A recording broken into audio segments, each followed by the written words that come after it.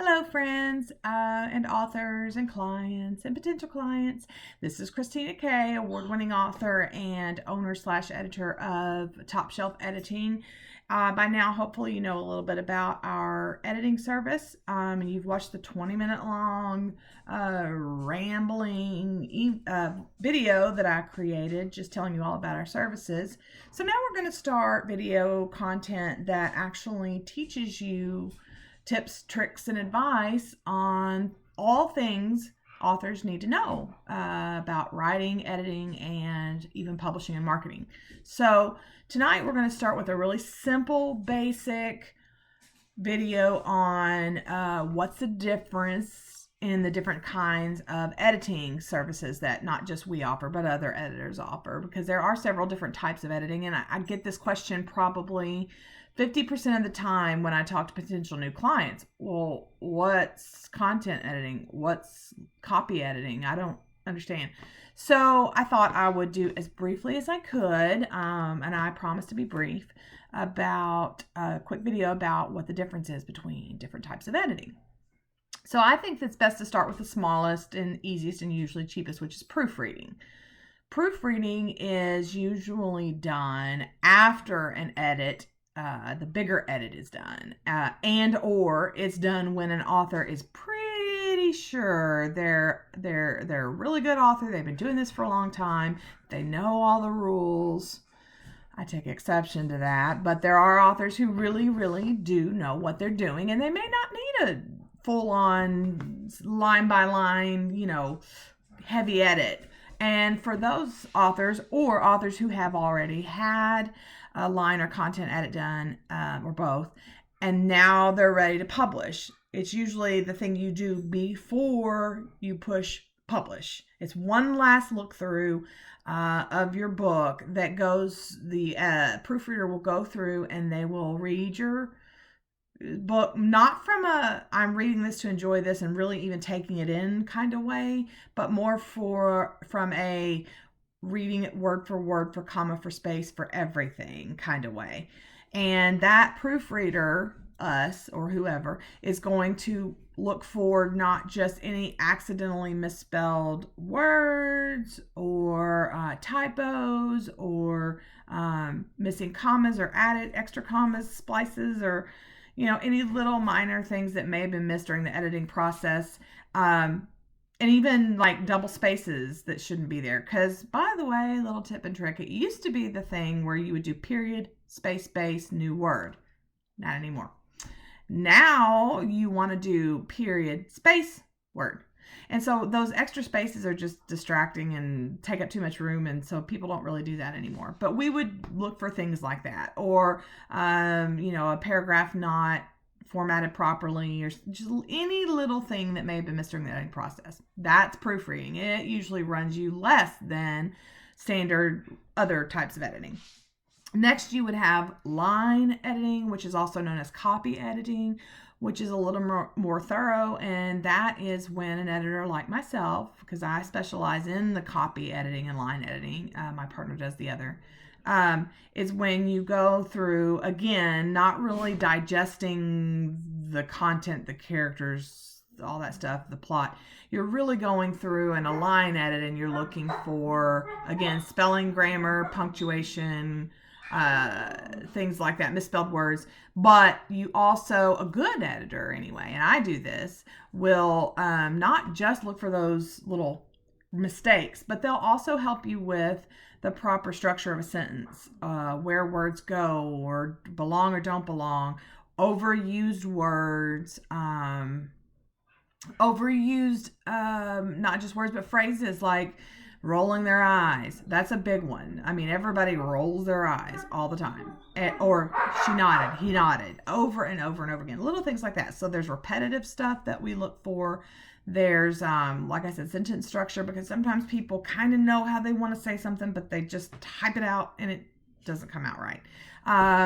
Basically anything. And there's some minor, for me anyway, when I do line editing, I do look for minor like inconsistencies that don't necessarily go to plot or character development, but it may be that this character is always gulping before they say something, and it's weird. It doesn't stand out as a character trait, more as just an annoying thing. Or if this particular character had blue hair and now they've got blonde hair, little things like that I'll look out for. So it goes beyond just typical grammar, spelling, punctuation. Finally, you've got, as far as editing goes, you've got developmental editing, which is also known as content editing. I've even heard it referred to as structural editing. This is a bigger picture kind of thing. It's kind of what you don't pay your beta readers and reviewers to do. Go through your book, but this is done obviously pre-publishing.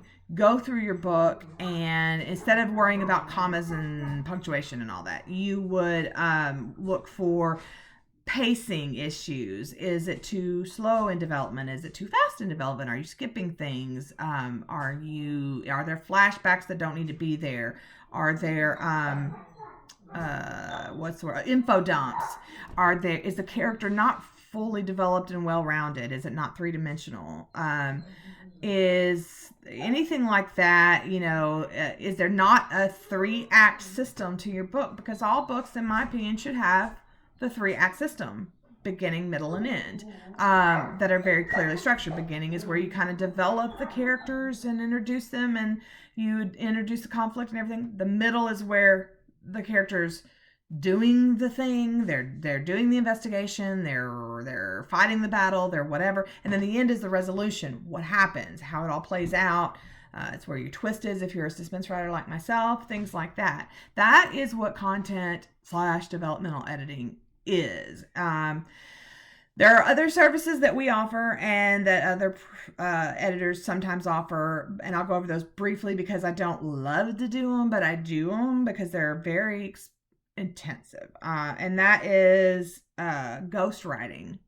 Ghostwriting is good for ESL authors, and by ESL, obviously, I mean English is their second language. I have worked with several international clients. I have worked with Israeli clients, Russian clients, German clients, Australian clients, and Irish clients.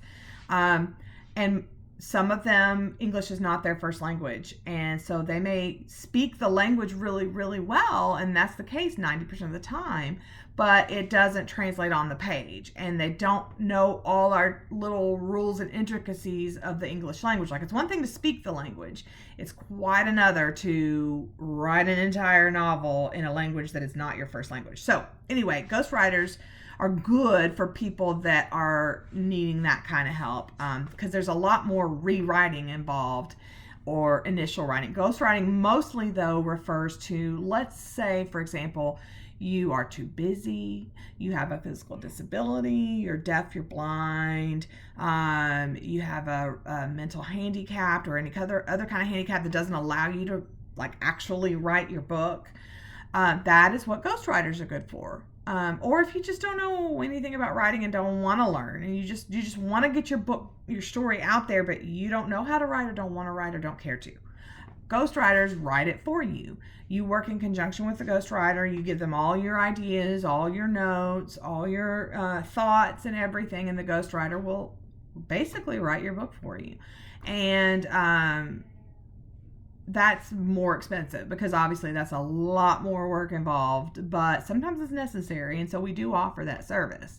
But then other services that we offer that aren't full-on edits, but we do offer them, is query editing. And those of you who are familiar in the industry with what that means, you know what I'm talking about. If you are not familiar with it, you need to get familiar with it.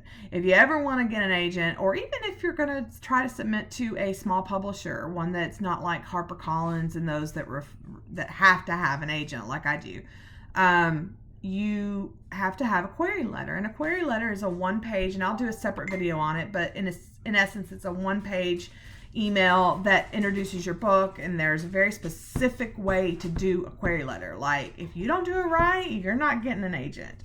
Not only will you not get an agent, they will delete your email. So it's important to hire someone that knows what they're doing when it comes to queries and the synopsis that has to be attached to it and things like that. But we offer that service. It's only $100. That's it.